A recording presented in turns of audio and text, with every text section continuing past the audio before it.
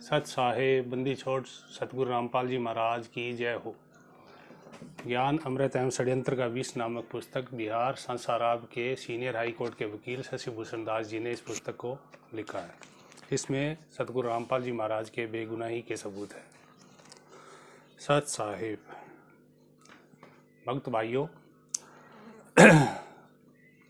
अगर राम नाम का केला खाना है तो सभी भक्त भाई इस पुस्तक को पढ़ें। ज्ञान अमृत एवं षड्यंत्र का विष नामक पुस्तक। मनुष्य जीवन को अगर सफल बनाना है तो इस पुस्तक को अवश्य पढ़ें। सत साहिब ये केला है, केला खाना है राम नाम का तो इस पुस्तक को अवश्य पढ़ें। अगर आरएसएस समिति मैनेजमेंट के डाले हुए दाने ही चुगने हैं तो ये दाने हैं,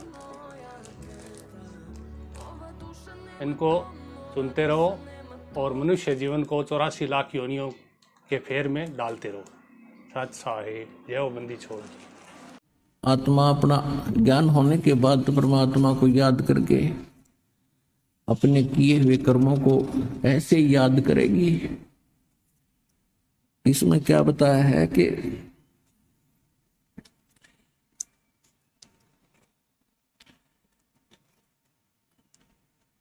पावचनों के लालच में या बंदर आड़ी मूठ गई। ये बंदर पकड़ने वाले क्या करते हैं, एक बिल्कुल टाइट से मुंह की एक सुराही बनवाते स्पेशल टाइप की कुम्हार से। तो ऐसा करते थे पहले, और वो क्या करते हैं उसको मिट्टी में दबा देते थे। उसकी गर्दन थोड़ी सी ऊपर रहती थी और जिसके अंदर से बंदर का हाथ मुश्किल से प्रवेश तक कर जाता था, और उसमें कुछ चने डाल देते थे। उसका खाद्य जो बंदर को पसंद होता था, चने, और कुछ चने उसके आसपास उस सुराही के उस गड्ढे के चारों तरफ डाल देते थे।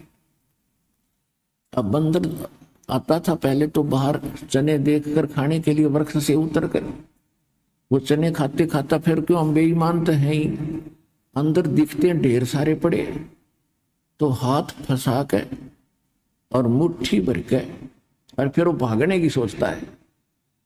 वो भागे कैसे, मुट्ठी फंस गई, मुट्ठी वो खोल नहीं सकता, तो उसका स्वभाव है। और टट्टी करे और चिल्लावे और मुट्ठी खुले नहीं, टर टर टर। उसको पता है कि मूर्ख न पता नहीं न छोड़ दूं। तो बंदर को फिर ऐसे वश करके वो फिर बेचता है कहीं, फिर उसको सारा दिन नाच नचाते हैं, उसकी दुर्गति करते। तो हम ऐसे फंस गए आके, इस काल के ने ऐसा कर दिया हमारे साथ। अब ये झूठे सुख, छोटी मोटी कोठी बंगले या मूठ भरवा रखी हमारी, रिया हमारे पर छूटे नहीं, इतना हम बचा नहीं, आड़े चिल्लाए जाएंगे, रिश्ते पकड़े रहेंगे। अब परमात्मा ने क्या किया,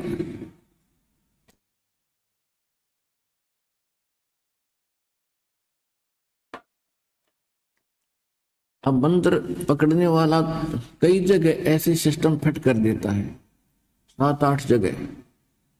तो एक कोई भगत श्रद्धालु, कोई नेक व्यक्ति जा रहा था, उसने केले ले रखे थे अपने थैले में, सफर कर रहा था। उसने देखा भाई बंदर फंस गया, उसको मालूम था कि वो किस तरह जकड़ा हुआ है। उसने क्या किया, एक केला डाल दिया उसके हाथ की पहुंच से थोड़ा सा दूर। एक तो उसने फंसाए रखा था उसमें सुराही में, और एक देख लिया इतनी दूर तक इसका हाथ जाएगा, उसने इतनी दूरी पर केला डाल दिया। अब हम लालची सोचा ये बिठा ले, बंदर ने सोचा ये उठा ले। उधर ध्यान गया तो वो हाथ थोड़ा सा ढीला हुआ, चने छूट गए, वो हाथ निकल गया, वो केला उठा के भाग ले। तई बाप के हाथ में केला दे दिया अपने दास ने, मैं उठा के भाग दिया।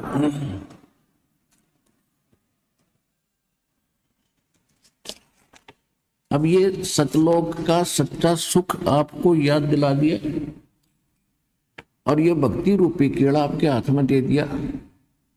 तो इसको पकड़ने के लिए आपने वह मूठ छोड़ के आनी पड़ी। अब यहाँ आए हो ना, यह मूठ छूटे नहीं थी, हमारे दादे परदादे मर गए उड़े चिल्ला के।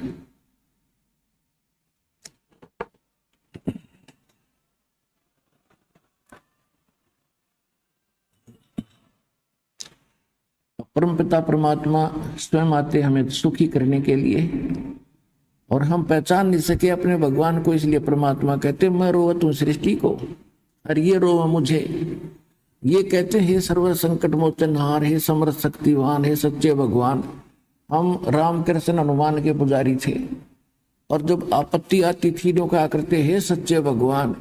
इसी से दही भी याद आवा कि ये सच्चे नहीं थे, क्योंकि इनकी भक्ति करते करते दुख आ गया, तो ये सच्चे की हुए।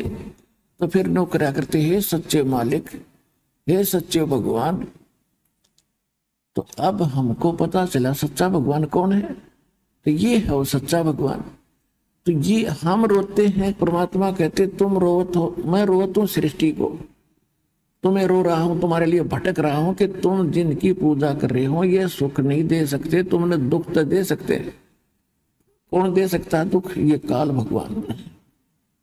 और ब्रह्मा विष्णु महेश सब दुर्गा, ये तो अपने ना सुख दे सकते ना दुख दे सकते, आपका किया कर्म ही दे सकते।